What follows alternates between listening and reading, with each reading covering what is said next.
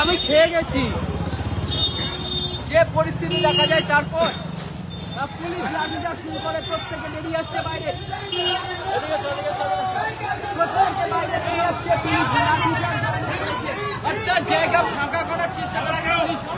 রীতিমতো উত্তপ্ত পরিস্থিতি দেখানোর চেষ্টা করছি, এই মুহূর্তে দেখানোর চেষ্টা করছি পুলিশ ফাঁকা করে দিচ্ছে কোষবাগ ডিআই দপ্তর, কারণ ইতিমধ্যে ব্যারিকেড ভেঙে গেট ভেঙে ভেতরে প্রবেশ করেন শিক্ষক শিক্ষিকা এবং তারপর রীতিমতো লাঠিচার্জ করা শুরু হয়ে গেছে, লাঠিচার্জ করা শুরু হয়েছে, পুলিশ লাঠিচার্জ করছেন, দেখানোর চেষ্টা করছি ছবিটা দেখতেই পাচ্ছেন, ইতিমধ্যে পুলিশ ফাঁকা করে দিচ্ছে, ফাঁকা করে দিচ্ছে,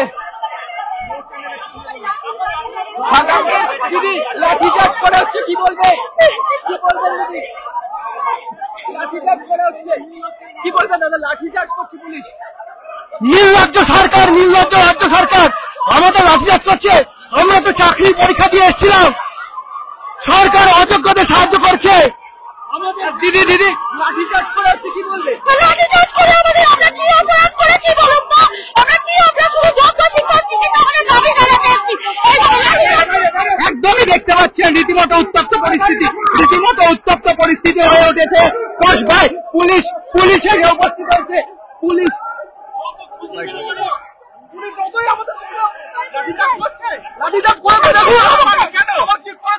আপনার অপরাধ কি, আমাদের করার জন্য আমরা এই আন্দোলন করছি, আমাদের অপরাধ এইটুকুই, আমরা যোগ্য, আমাদের অপরাধ হচ্ছে এইটুকুই,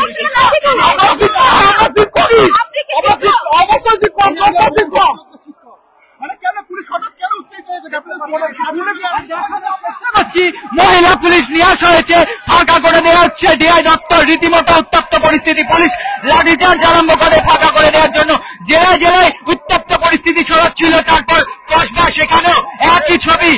ছবি, গেট বন্ধ করে দেওয়া হচ্ছে, কিন্তু শিক্ষক শিক্ষিকা